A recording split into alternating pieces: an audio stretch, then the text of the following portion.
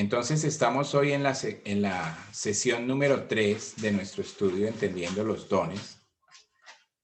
Hemos estado mirando la escritura ahí en Romanos capítulo 12, en Primera de Corintios 12 y algo en Efesios capítulo 4.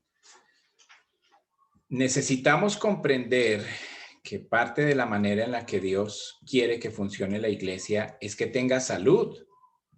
La misma salud que disfrutó el cuerpo de Cristo. Jesús tuvo un ministerio efectivo porque tenía salud espiritual. Y ahora que Él está en el cielo, Él quiere que su iglesia tenga salud espiritual. Y la única manera que vamos a poder tener salud espiritual, salud como iglesia, es que cada uno esté ejerciendo los dones. Definitivamente, cuando algún miembro del cuerpo deja de ejercer esos dones, el cuerpo empieza a sufrir, se enferma, su testimonio se disminuye y la posibilidad de alcanzar a aquellos que Dios quiere que alcancemos se reduce. Entonces, hemos dicho tres cosas básicamente. Número 1, el cuerpo necesita unidad y necesita amor.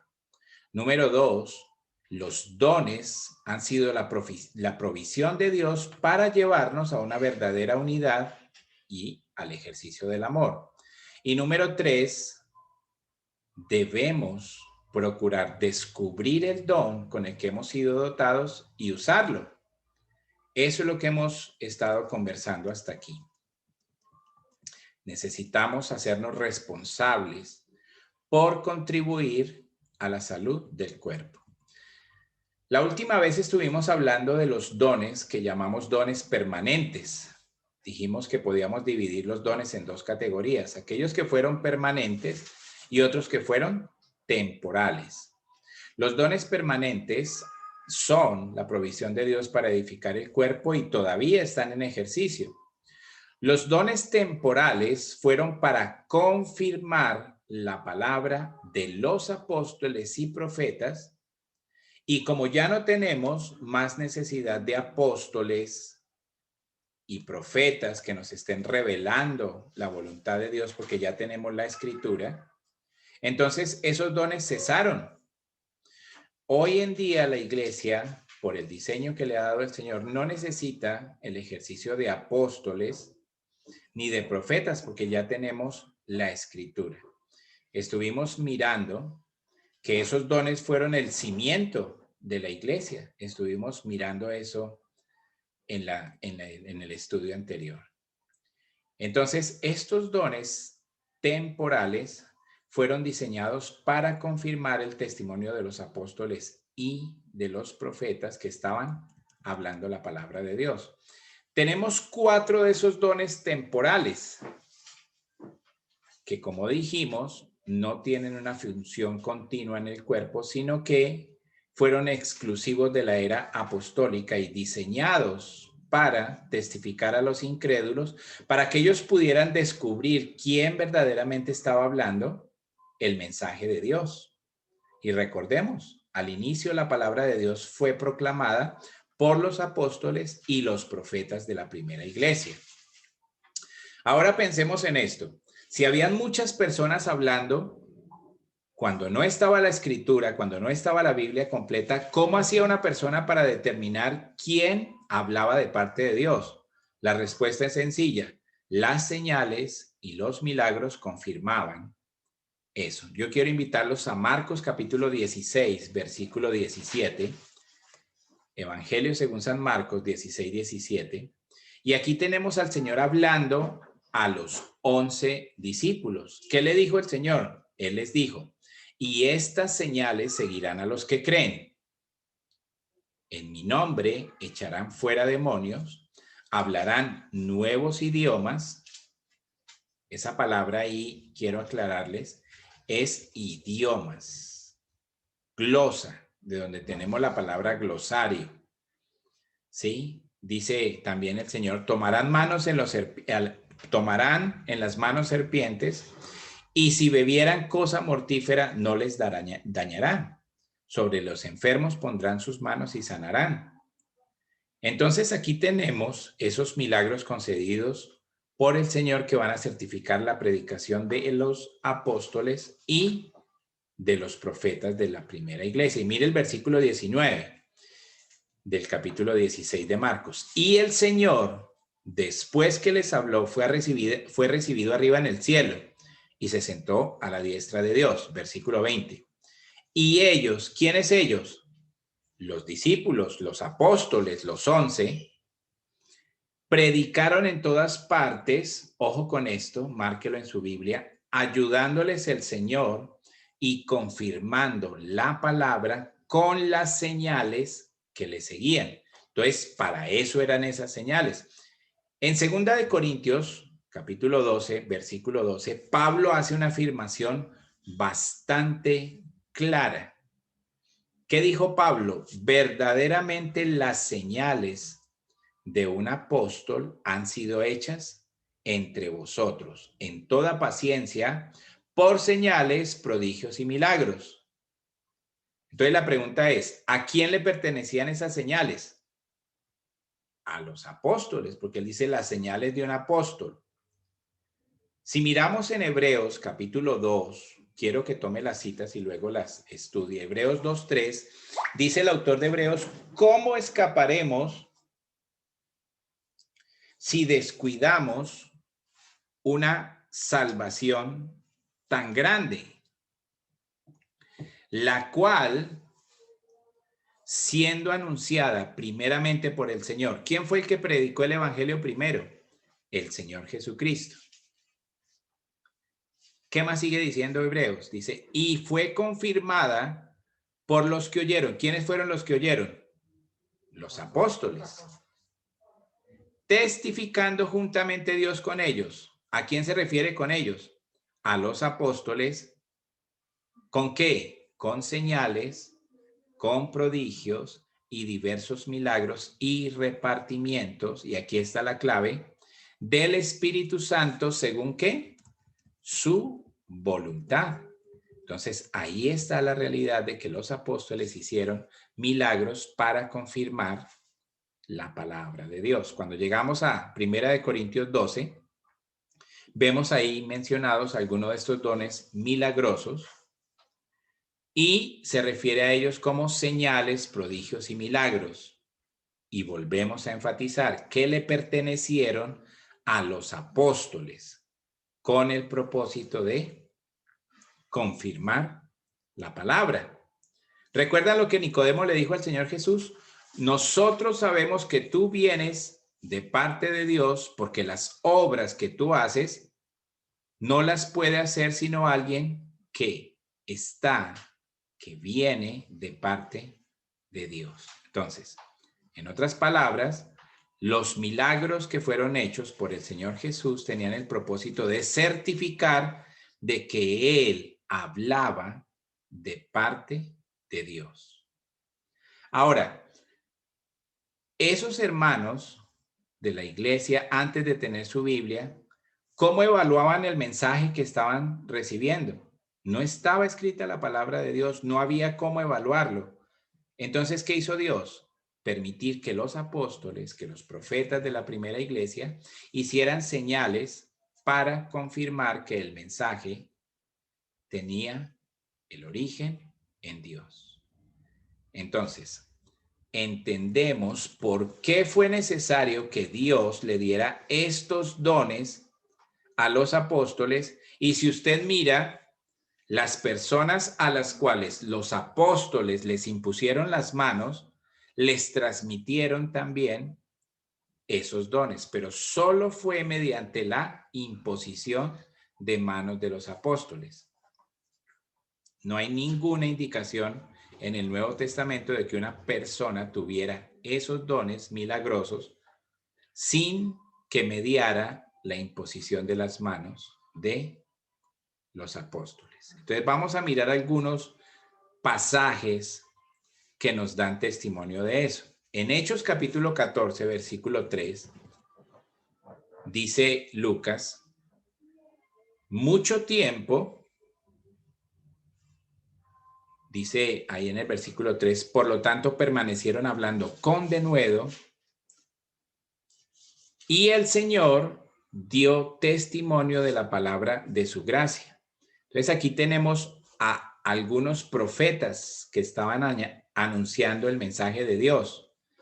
Específicamente, ¿quiénes eran esos profetas? En ese momento era el hermano Pablo y el hermano Bernabé, que estaban ahí. Eso es lo que está relatando ahí. ¿Y cómo certificó el Señor la predicación de Pablo y de Bernabé en ese momento que no existía la Biblia?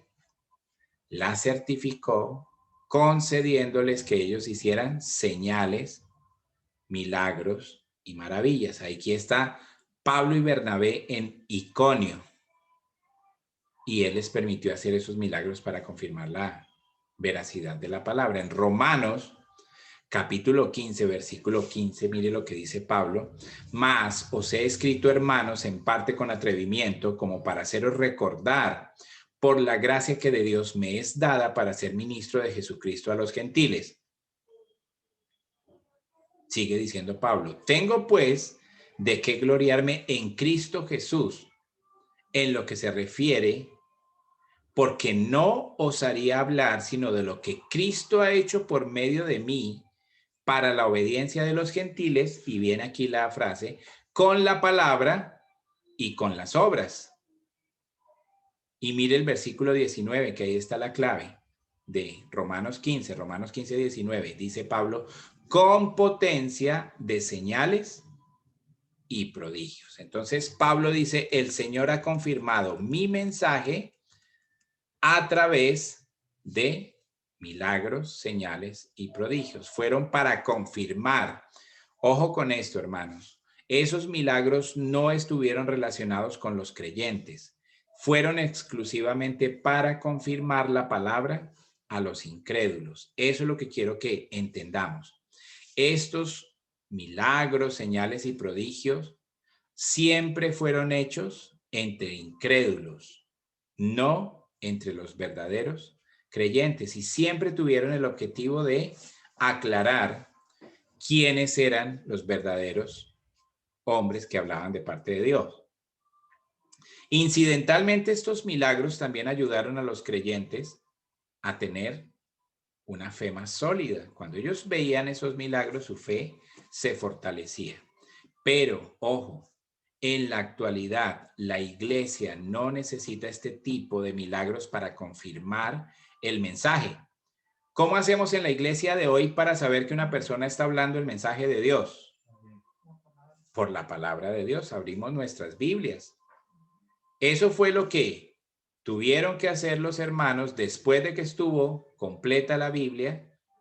Tuvieron que juzgar. Por eso es que cuando Pablo llega donde los hermanos de Berea, ellos abren sus Biblias y empiezan a juzgar su mensaje, aunque ellos tenían solamente el Antiguo Testamento, pero Pablo les muestra cómo el Antiguo Testamento anunciaba el ministerio del Señor Jesús. Entonces, evaluamos a la luz de la palabra de Dios.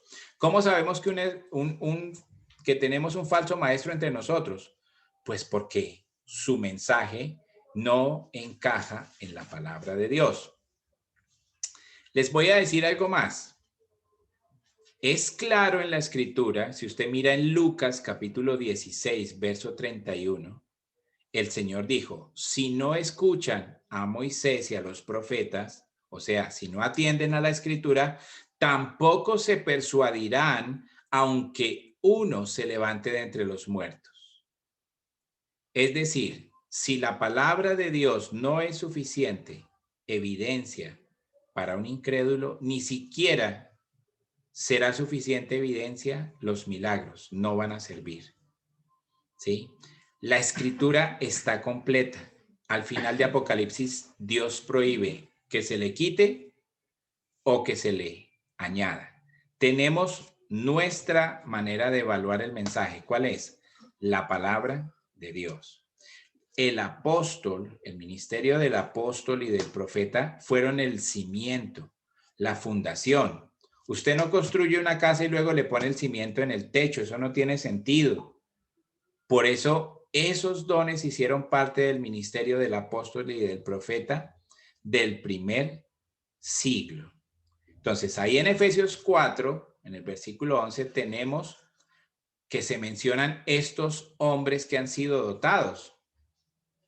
Pero si usted mira con atención, en ninguna de las cartas de Pablo, después de la carta a los Corintios, en ninguna de las cartas de Pablo se mencionan estas personas con esas habilidades, ¿sí?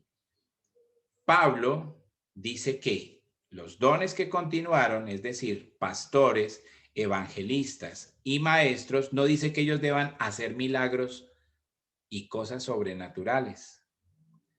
Esos dones fueron exclusivos para los apóstoles y fueron solamente para confirmar la palabra de Dios. Nosotros entendemos, ahora, ojo con lo que les voy a decir. Nosotros, al decir que creemos que el don de sanidad ha cesado, no queremos decir como iglesia que creemos que Dios no está haciendo milagros. Eso no sería cierto. Dios está haciendo milagros todos los días. Usted y yo somos un milagro de Dios. Dios tomó nuestras almas enfermas por el pecado, degeneradas, que iban camino al infierno, y las transformó y nos ha hecho ciudadanos del cielo. ¿Están de acuerdo? Y ese es el milagro más grande y lo hace todos los días. Y Dios sigue haciendo toda clase de milagros. Es un milagro que usted y yo estemos vivos. Es un milagro que tengamos aire, agua. Todos estos son milagros del Señor sosteniendo su creación. Entonces necesitamos comprender que los milagros fueron la manera en la que Dios certificó la palabra. Ahora quiero decirles algo más acerca de los milagros. Si usted se da cuenta, los milagros tuvieron un efecto muy limitado. Cuando usted mira los milagros que hizo el Señor Jesús, ¿cuántos milagros hizo el Señor? Dice Juan en el Evangelio, ahí en el capítulo 20, en el versículo, en Juan 20 dice, y el Señor hizo muchos más milagros que no están escritos en este libro. Muchos milagros hizo el Señor. Pero ¿a qué conclusión llegaron los religiosos? Que esos milagros los hizo el Señor por el poder de Satanás. Entonces, si estamos esperando que los milagros sean lo que convenzan a la gente del mensaje de Dios, estamos mal. Cuando nosotros miramos lo que le pasó a Pablo en Filipos, que Pablo sanó a una persona coja ahí en Listra, aparentemente la gente inicialmente tuvo una buena respuesta. Pero cuando usted lee en Hechos 14, a pesar de que él sanó a esta persona coja, ¿qué hicieron en Listra con Pablo? Lo apedrearon. Es decir, ese milagro que él hizo tuvo un efecto mínimo entre estas personas. Aquellos que piensan que tienen que hacer milagros para convencer a las personas, les estoy dando evidencias bíblicas que los milagros no fueron suficientes. Ahora yo les voy a decir algo, quiero que noten. Después de este milagro en Filipos y por un periodo de al menos 2 años, no se menciona ningún milagro hecho por Pablo. Entonces, los milagros fueron limitados. Si usted mira con atención, Pablo no hizo milagros en Antioquía, ni en Corinto, ni en Tesalónica, ni en Derbe, en ninguna de estas regiones. Ahora, necesitamos entender que Pablo no hace énfasis en el don de milagros en absoluto, pero sí enfatiza continuamente la necesidad de la fe. ¿Me regalas un poquito de agua, Juanda, por favor? Cuando usted mira en las que llamamos las epístolas pastorales, entre los requisitos para ser un obispo, un anciano o un diácono, no dice que estas personas tenían que hacer milagros. No dice nada de eso. A lo largo de las epístolas enteras, no se habla nada de personas haciendo milagros. Santiago no dice nada de eso. Juan no dice nada de eso. Judas no dice nada de eso. Nadie fuera del libro de los Hechos dice algo acerca de milagros ocurriendo. ¿Listo? Fue obvio para Pablo y para cualquiera de los otros escritores entonces que los milagros pertenecieron a la época de los apóstoles y cuando terminó la misión apostólica, esos dones milagrosos cesaron. Los dones no tuvieron ningún lugar continuo en el ministerio de la iglesia y en la actualidad no necesitamos de milagros. Necesitamos la manifestación de una vida en el espíritu. ¿Están de acuerdo? Necesitamos vivir, gracias hermana, en el poder del espíritu. Eso es lo que sí aclara Pablo. Una última cosa. Los milagros tuvieron una época limitada. Y les quiero ilustrar esto. Si usted mira con detenimiento a lo largo de la escritura en los 66 libros, va a notar que Dios ha usado los milagros en periodos muy exactos. Empezaron los milagros y terminaron. Vamos a ver que en la escritura han habido 4 periodos donde hubo milagros grandes de parte del Señor. El primero fue durante la vida de Moisés. El segundo fue durante la época de Elías y Eliseo, ahí en el registro de los reyes. El tercer periodo fue durante la vida del Señor Jesucristo. Si usted mira entre el periodo de Elías y Eliseo y el Señor Jesucristo, no hay registro de ningún milagro. Y tenemos un cuarto periodo de milagros que vino cuando la primera iglesia, a través de apóstoles y profetas, estaban proclamando el mensaje y ese fue el cuarto periodo de los milagros. Si usted mira, anote por favor Éxodo 4, 30 y 31. Los milagros tuvieron el propósito de confirmar que el mensaje de Moisés y lo que estaba diciendo Moisés era la verdad de Dios. Siempre los milagros fueron durante un periodo específico y fueron limitados. Usted no va a leer nada acerca de milagro en la época de los patriarcas. Encontramos milagros en el libro de Éxodo y fue cuando Dios quiso sacar a su pueblo de Egipto. En Éxodo 7, Éxodo capítulo 7, versículo 3 dice, el Señor, endureceré el corazón de Faraón y multiplicaré mis señales y maravillas en la tierra de Egipto. ¿Sí? Ahora, ¿quién era la fuente de esos milagros? No fue Moisés. Esos milagros fueron de Dios. Y él dice, yo los voy a hacer para sacar a mi pueblo de Egipto. Eso es lo que quiero que notemos. Faraón, que era un incrédulo, necesitaba esas señales para confirmar el mensaje de Dios. Aún los israelitas en esa primera época eran incrédulos y necesitaron esos milagros para certificar que Moisés era un líder establecido por Dios. Ahora, no podemos restringir, no podemos decir que Dios no tiene la libertad de hacer milagros cuando Él le plazca. ¿Están de acuerdo? Entonces, eventualmente, entre Moisés y Elías, vamos a encontrar hechos milagrosos, pero fueron realmente muy puntuales y bastante limitados. Luego de la época de Moisés, viene la época de Elías y Eliseo, y ellos hicieron milagros por el poder de Dios. Dios le dio ese poder. ¿Pero por qué? Porque Israel necesitaba saber quién era el verdadero Dios, quiénes eran los verdaderos profetas de Dios. ¿Por qué? Porque el pueblo estaba jugueteando con la religión de adoración a Baal. Y entonces ahí, usted puede leer ahí en Primera de Reyes, capítulo 18, verso 36, estas palabras de Elías. ¿Qué dice Elías? Sea conocido en este día que tú eres Dios en Israel y que yo soy tu siervo. ¿Y cómo es que Dios dio a conocer eso?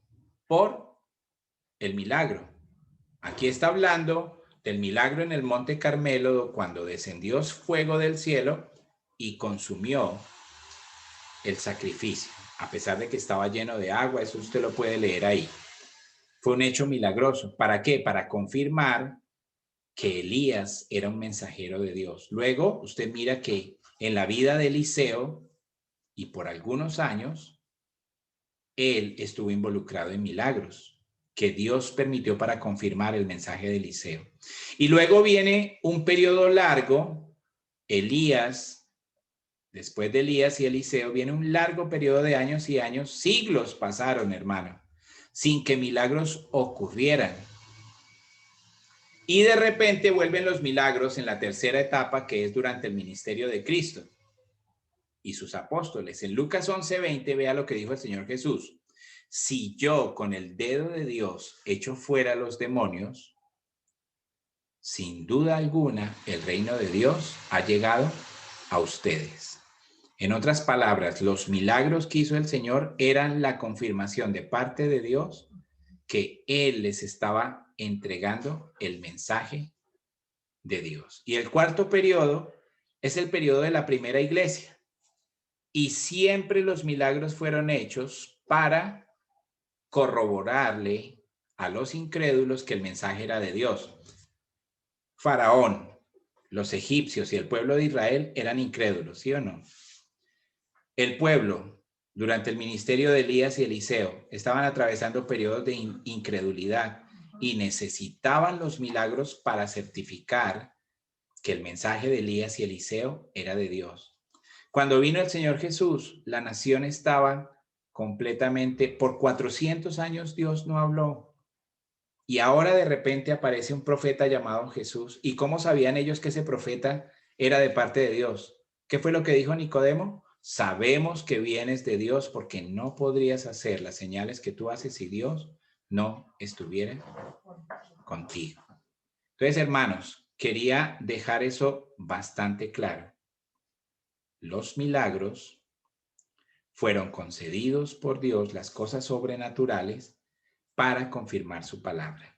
El segundo don milagroso, ¿cuál es? El don de sanidades o de curaciones. Mire ahí el versículo 30 de Primera de Corintios 12. Habla del don de sanidades. ¿Qué era el don de sanidades? Era la capacidad de sanar o curar cuando se presentaba la oportunidad de hacerlo, curar a la gente. Primera de Corintios 12:30. No fue el poder de los apóstoles. Acuérdense que Pedro y Juan, cuando sanaron al hombre que estaba cojo, le dijeron, este milagro no fue hecho por nosotros, en el nombre de Jesús. Entonces, lo que ellos tuvieron fue la capacidad de invocar el poder de Cristo para sanar. Y de nuevo, lo que había alrededor era un escenario de incrédulos, judíos incrédulos que necesitaban milagros para poder creer. Vuelvo y repito, yo no estoy diciendo que Dios no está sanando. Dios está sanando. En esta semana Dios tuvo misericordia de mí, me sentí un poco enfermo, no era de gripa, tranquilos, y oré en la madrugada, dije, Señor, yo no me puedo enfermar de esta situación, no quiero ir al hospital, no es bueno ir al hospital, y el Señor soberanamente quitó ese dolor que estaba aquejando a mi cuerpo. ¿Por qué? ¿Porque yo tengo el don de sanidad? No, porque Él quiso, hermanos. Él sana y sigue sanando cuando Él quiere, como Él quiere, hermanos. Pero no porque alguien tenga el don de sanidad. La pregunta que yo siempre les hago es, ¿por qué si ellos tienen el don de sanidad, por qué no se van a un hospital y sanan a todos los enfermos? Esa es una buena pregunta, ¿sí o no? Si yo tengo el don de sanar, ¿por qué no me voy para el hospital y acabo y cierro los hospitales, hermano? ¿Por qué no sanan a todas las personas que están sufriendo con el COVID ahora? Entonces, lo que es claro es que Dios sigue sanando de manera soberana cuando Él quiere y a quien Él quiere. El don de sanidad cesó cuando cesaron los apóstoles.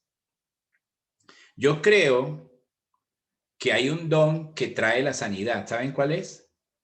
El don de fe. Una persona que ora, ¿se acuerdan lo que dice Santiago? Y la oración de fe sanará al enfermo. Esto no es que se me ocurre a mí, está ahí en el libro de Santiago en el capítulo 5. Entonces creo que Dios está sanando a partir del ejercicio del don de fe, porque la persona cree y Dios le contesta a esta persona su oración. Pero no quiere decir que esta persona tiene el don de sanidades. No confundamos una cosa con la otra, por favor. Ahora, les voy a decir algo más. Si todavía existiera el don de sanidad, y fue el don de sanidad para confirmar la palabra de Dios, ¿quiénes tendrían ese don de sanidad? No los charlatanes que le quitan la plata a la gente. Los tendrían los maestros de la palabra, los pastores y los evangelistas. ¿Para qué? Para confirmar su mensaje. ¿Sí ve? Pero cuando usted mira quiénes son estos supuestos sanadores, hermanos, ellos no tienen la capacidad de diferenciar la A de la B en la Biblia. Su teología es confusa, mezclada, no tienen claridad bíblica. ¿Sí? Ahora, si usted confronta a esas personas con la sana doctrina, ni siquiera ellos están en capacidad de procesarlo. Entonces, ¿puede ser que Dios sane a alguien? Claro. No porque alguien tenga el don de sanidad, sino porque Dios está contestando al don de fe. Yo no estoy diciendo que todas las personas, puede ser que haya personas bien intencionadas entre estas personas que creen tener el don de sanidad, pero tal vez lo que la persona tenga es el don de fe, el don de orar con la suficiente certeza de que Dios va a responder a su oración y Dios contesta. Vuelvo al punto, la oración de fe sanará al enfermo, pero lo que quiero dejar en claro es que el don de sanidad cesó cuando cesaron los apóstoles. Ya no hay más. Si usted mira, en los últimos años del ministerio de los apóstoles, ese don comienza a desaparecer. La gente que estuvo enferma durante esos años se quedó enferma. ¿Por qué Pablo le dice a Timoteo que por causa de su enfermedad estomacal tome un poco de vino? ¿Por qué no lo sanó Pablo? Porque ese don empezó a desaparecer. Pablo no le dice, oiga, Timoteo, por causa de ese mal estomacal vaya y busca al que tiene el don de sanidad. No, le dijo, toma un poco de vino debido a tu enfermedad del estómago. Si usted mira con atención en 2 de Timoteo, capítulo 4, versículo 20, hay un hombre llamado Trófimo, a quien Pablo dejó enfermo en la ciudad de Mileto. ¿Por qué lo dejó enfermo si Pablo supuestamente tenía el don de sanidad? No, supuestamente no, él lo tuvo porque fue un apóstol. Pero ese don fue desapareciendo. Y aunque Pablo hubiese querido sanar a Trófimo, no lo pudo hacer. ¿Por qué? Porque el don empezó a desaparecer. Conforme la palabra de Dios empezó a confeccionarse, a perfeccionarse. ¿Les faltaba fe a Pablo y a Trófimo? ¿Ustedes creen? No, eso es lo que dicen los charlatanes. No, usted no se sanó porque no tiene fe. No, ese don desapareció. ¿Dios sigue sanando? Sí, pero en respuesta a la oración de fe. Entonces, no nos dejemos confundir, ¿sí? La mayoría de estas sanidades son falsas, hermanos. Salió en los años 90 o en los años 80 un estudio que publicó la clínica Mayo que afirmaba que el 85% de las personas enfermas estaban enfermas psicosomáticamente, es decir, su enfermedad estaba en su mente. Yo creo que son muchas personas para que estos charlatanes se aprovechen y digan que la sanaron, porque estaban enfermas en su mente. Muchas de esas sanidades se explican de esa manera. Yo creo también que muchas de esas sanidades son operadas por Satanás. Y volvemos al punto. si estas personas tienen el don de sanidad, ¿por qué no van a un hospital y sanan a las personas? ¿Saben por qué? Porque la gente en el hospital tiene pijama y no tienen chequera. Y allá no hay mucho dinero para recoger. Entonces, es posible que veamos a gente recibir sanidad por una persona bien intencionada que no tiene el don de sanidad, sino que tiene el don de fe. Quiero que eso nos quede bastante claro. Y vamos a juntar el don número 3 y el 4, que es hablar tipos de idiomas y la interpretación de esos idiomas. ¿Sí? Entonces vamos a entrar a ese tema álgido de los supuestos habladores en lenguas. Y quiero aclarar algo. Tengo hermanos muy queridos. Ustedes conocen que yo tengo un trasfondo carismático y pentecostal y tengo amados hermanos que creen tener el don de lenguas. Y yo creo que hay errores peores, más graves que pensar que tienen el don de lenguas. No sé si usted está de acuerdo, pero creo que el chisme es peor que alguien que cree tener el don de lenguas. Entonces, no necesariamente alguien que cree en el don de lenguas es un hereje. Lo que quiero que nosotros entendamos es que según la teología, según lo que enseña la palabra de Dios, esas cosas que ellos llaman don de lenguas no tiene apoyo bíblico. Y de nuevo, ¿en qué consiste el don de lenguas? Fue una capacidad dada por el Espíritu Santo para hablar un idioma que ellos no conocían hasta ese momento. ¿Para qué? Para hablar las obras maravillosas de Dios. Eso es lo que dice Hechos 2. Anoten su cuaderno, Hechos 2:1. Dice que cuando vino el día de Pentecostés, ahí estaban todos unánimes orando y de repente vino un estruendo del cielo como de un viento fuerte que llenó toda la casa donde ellos estaban sentados. Y ojo con esto, y aparecieron ahí lenguas como de fuego. Ahí no dice que fueron lenguas de fuego. Hasta aquí ellos no han hablado ni una sola palabra. Esas lenguas fue como cuando en el bautismo del Señor Jesús se vio descender al Espíritu Santo en forma como de paloma, algo semejante. ¿Qué fue lo que vieron los que estaban ahí reunidos? Que sobre la cabeza de los 120 había algo parecido a una lengua muy brillante que estaba sobre ellos.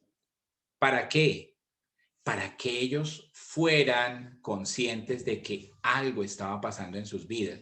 Y si usted nota, después de que aparecieron estas lenguas, fue que ellos empezaron a hablar, y dice ahí, y fueron todos llenos del Espíritu Santo y comenzaron a hablar en otras lenguas. Esa palabra en griego es la palabra glosa, de donde tenemos la palabra idiomas. ¿Qué sigue diciendo Lucas? Ahí en Hechos 2. Hablaron en nuevos idiomas conforme el Espíritu les dio que hablasen. ¿Por qué? Porque en ese momento, dice ahí Lucas, que estaban allí en Jerusalén hombres judíos devotos de toda nación bajo el cielo. ¿Cuál fue la razón para este milagro? Dios quiso que estas personas, estos galileos que no estudiaban idiomas, que no estudiaban en la universidad pedagógica para aprender otros idiomas o en algún instituto de idiomas, hablaran de una forma sobrenatural para que estos extranjeros que estaban en Jerusalén escucharan el mensaje de Dios. Mire lo que dice el versículo 6.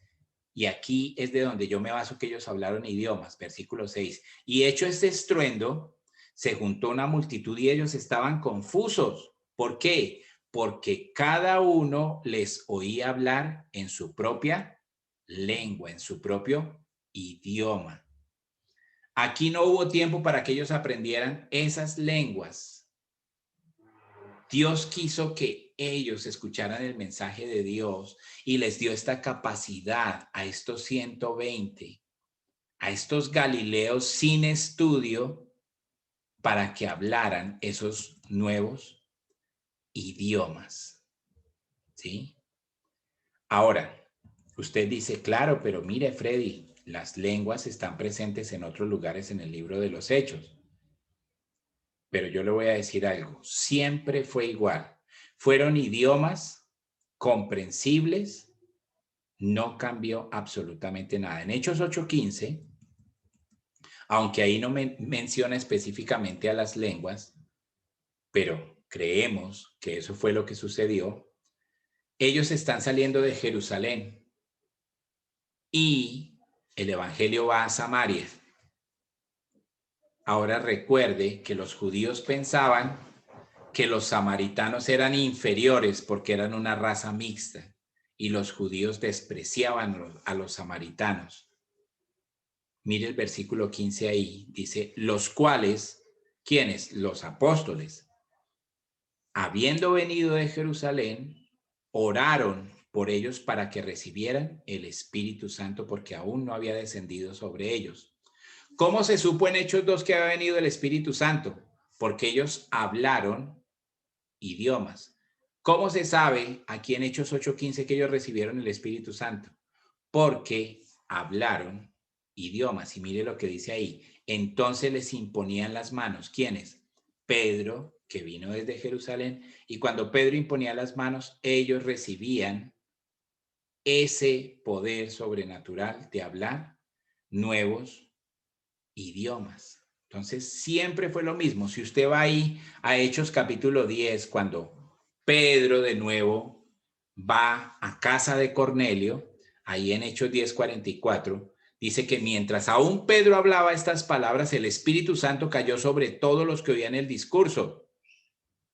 Y mire lo que dice, y los fieles de la circuncisión que habían venido con Pedro se quedaron asombrados, atónitos. ¿Por qué? ¿Por qué estaban atónitos los judíos? Porque también sobre los gentiles se derramó el don del Espíritu Santo. ¿Por qué supieron ellos? Porque los oían que hablaban en otros idiomas. Es lo mismo, ahí les estoy demostrando que siempre fue lo mismo. Ahí en el capítulo 19 tenemos este pequeño grupo que habían escuchado el mensaje de Juan Bautista, pero que no sabían acerca de el bautismo del Espíritu Santo. Y Pablo llega ahí a Éfeso y dice que aconteció, en Hechos capítulo 19, aconteció que mientras Apolos estaba en Corinto, Pablo, después de recorrer las regiones superiores, vino a Éfeso y hallando a unos ciertos discípulos, ¿sí? Les dijo, ¿recibieron el Espíritu Santo cuando creyeron? Ellos le dijeron, ni siquiera hemos oído si hay Espíritu Santo. Entonces, ¿qué les dice Pedro? ¿Qué les dice Pablo? ¿En qué pues fueron bautizados? Ellos dijeron en el bautismo de Juan. Ahora, ellos tenían una parte del mensaje, pero no completa. Entonces, ¿qué les dice Pablo? Juan bautizó con bautismo de arrepentimiento, diciendo al pueblo que creyesen en aquel que vendría después de él. O sea, que creyeran en Cristo. Cuando oyeron esto, fueron bautizados en el nombre del Señor Jesús. Y mire ahí el versículo 6. Y habiéndoles impuesto Pablo las manos, vino sobre ellos el Espíritu Santo. ¿Y qué pasó? Hablaban nuevos idiomas, nuevas lenguas. ¿Sí ve?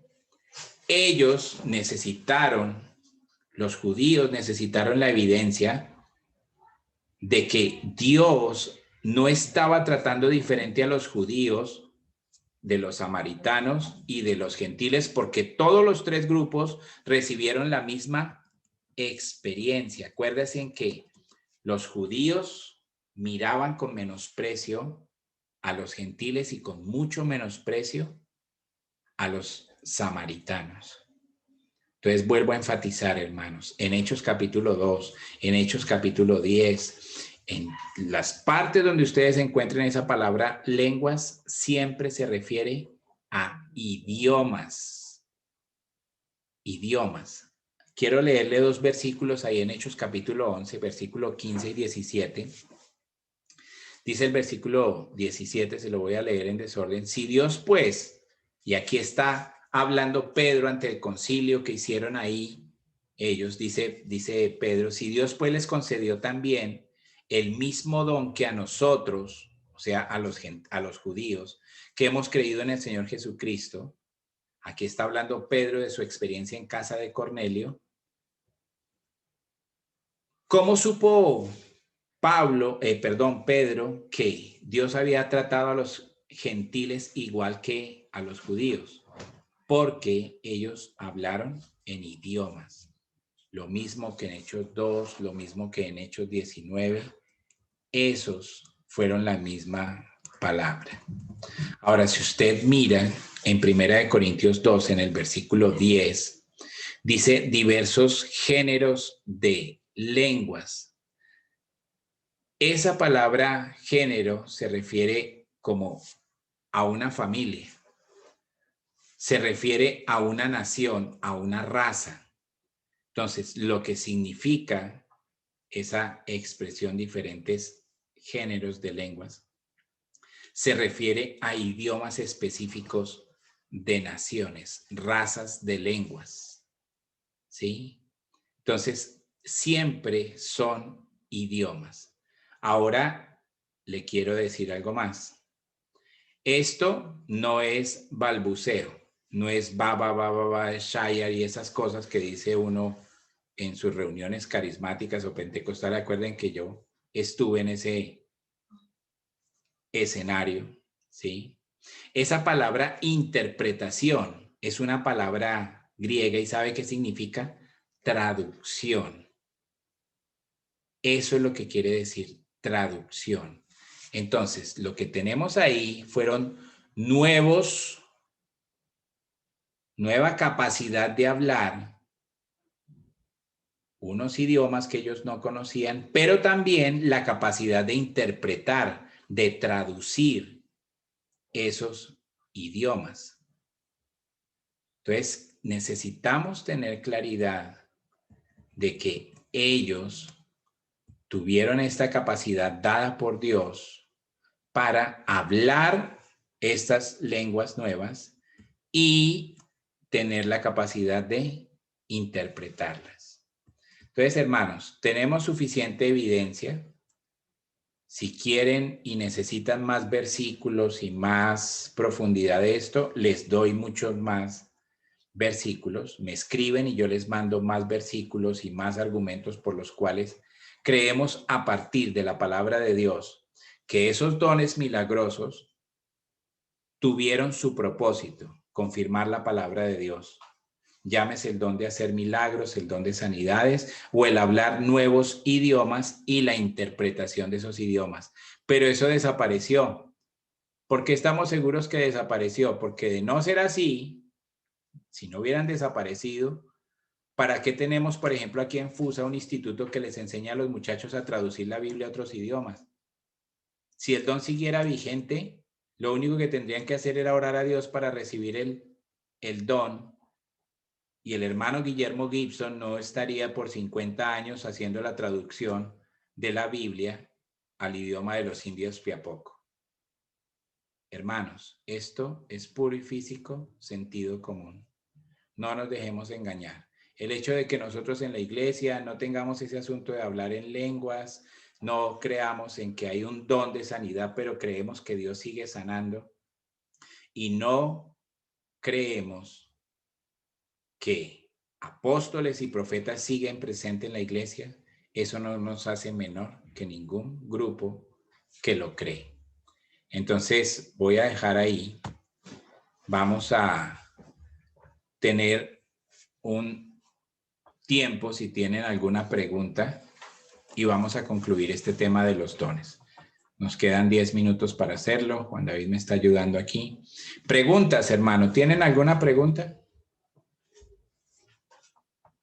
Recuerden que si necesitan volver a ver la enseñanza, ahí les estoy pidiendo que vuelvan y activen el audio